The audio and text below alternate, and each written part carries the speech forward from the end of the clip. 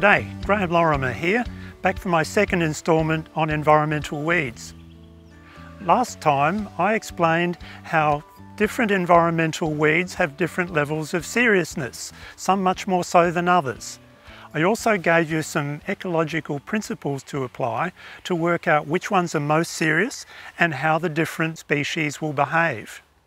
This time, I'm going to explain a whole lot of additional factors that need to be taken into account to work out the priority to be given to any particular environmental weed problem. I've been able to identify 5 separate steps to work out the priorities. The first point is the seriousness of the environmental weed problem.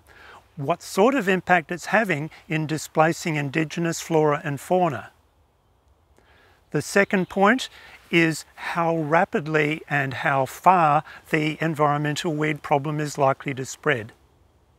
The third point is the tractability of the environmental weed control. That is, how effectively we can get rid of the weeds, how long-lasting the impact is going to be, and what sort of risks there are to safety or to the environment. The fourth point is what other sorts of pros and cons does a particular environmental weed have outside the environmental sphere. For example, a pine tree might be an environmental weed, but it might have historical value. Or hemlock has toxicity.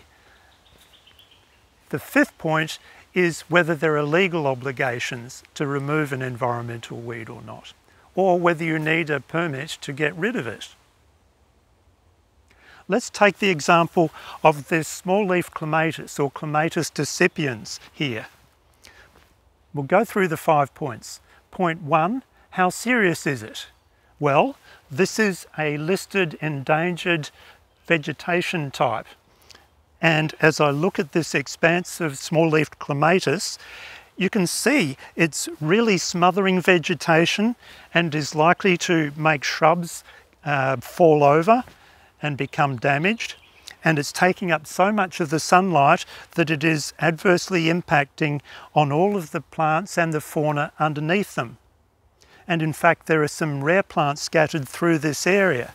So on all of those counts, I would say that the seriousness of this particular environmental weed problem is at least moderate.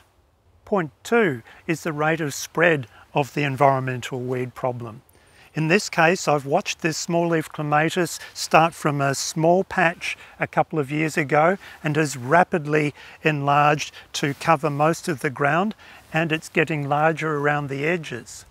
Also, it produces copious wind-blown seed, so particularly the ones elevated are going to be able to blow much further and create problems elsewhere. So it's serious on the spread score as well. Point 3 is how tractable the weed is to control. In this case, it can be removed without much risk to the safety of the people doing it or to the environment by manually pulling it out.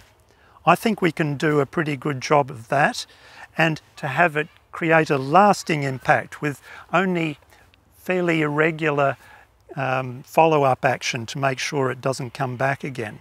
So I call this a fairly tractable environmental weed problem. Point 4 is whether there are other aspects outside the environmental area that might affect whether we deal with this. In this case, it's an attractive plant, but few people come to this part of the landscape, and so its beauty is probably not a significant factor. In some circumstances, this species will require a permit to remove it, so that needs to be taken into account. Which takes me to point 5. Are there any legal requirements to deal with this environmental weed? Not in this case. But, as I said, a permit is often required. That's because small-leaf clematis is indigenous in much of the Melbourne region, and in many cases it forms important habitat and doesn't become rampant. It's just that in some species you can have too much of a good thing.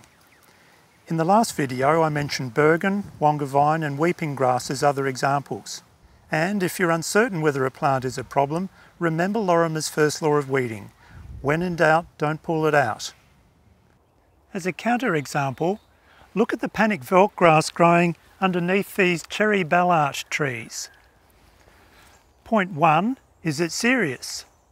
I'd say it's not all that serious because although it's dense, I know that even in a pristine environment, not many indigenous plants grow under cherry ballard trees. So even if we completely eradicated the panic veld grass, there wouldn't be a whole lot of indigenous flora or fauna that would benefit from it. Point 2, what about its spread? I'd say it isn't at great risk of spread, and that's because over the 30-odd years that I've been coming to this spot regularly, it hasn't spread at all from underneath the cherry ballards.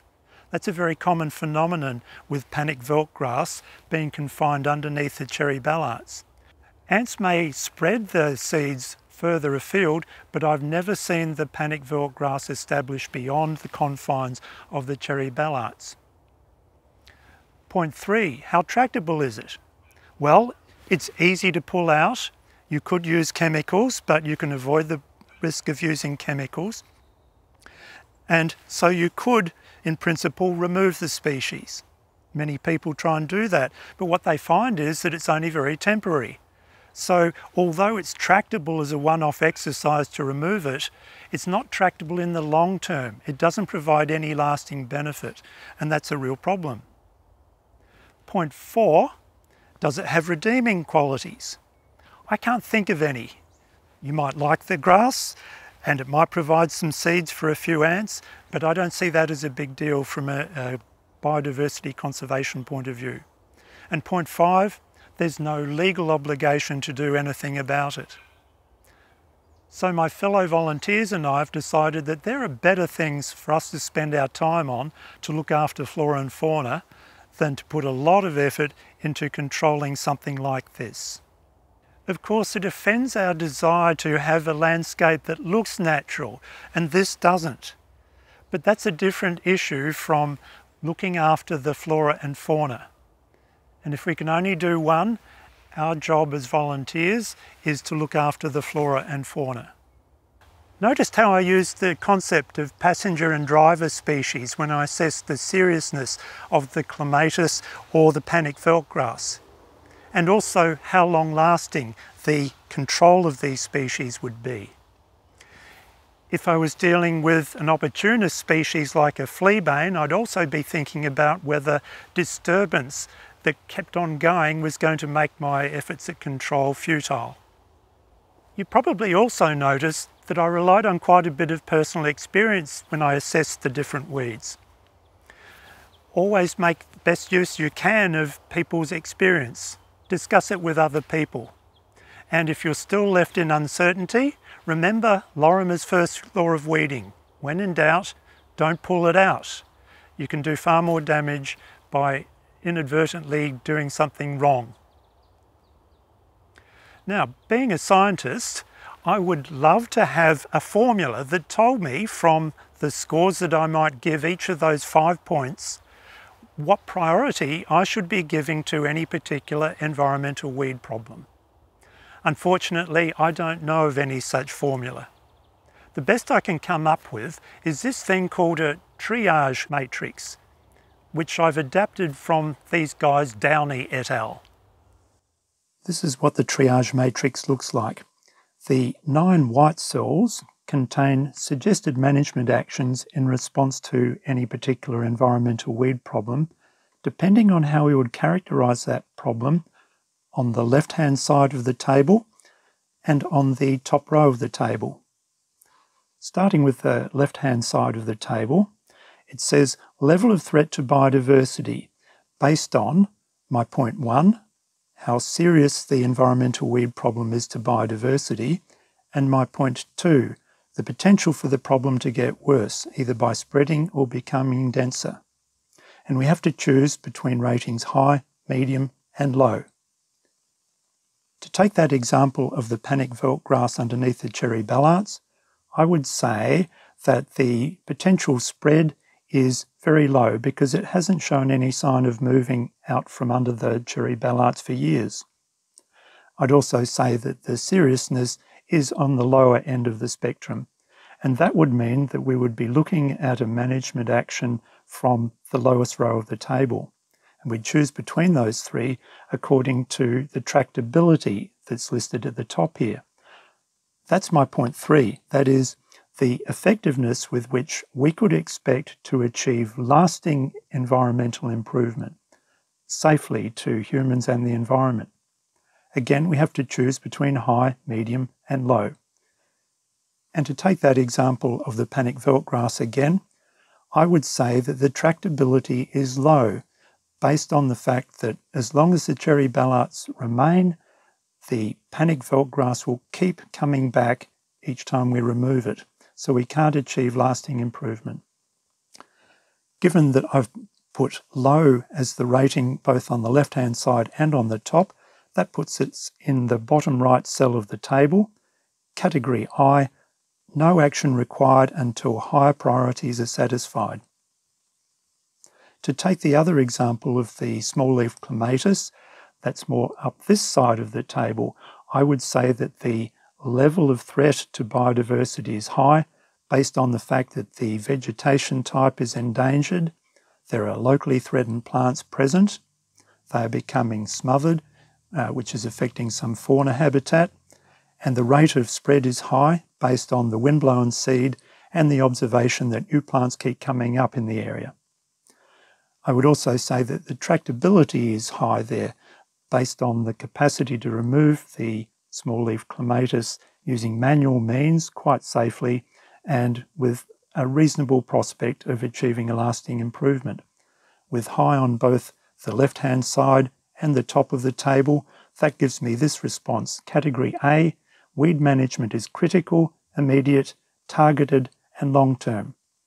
So you can see that if I was faced between the two options of dealing with the panic veldtgrass and the small-leaf clematis, I would definitely go for the small-leaf clematis.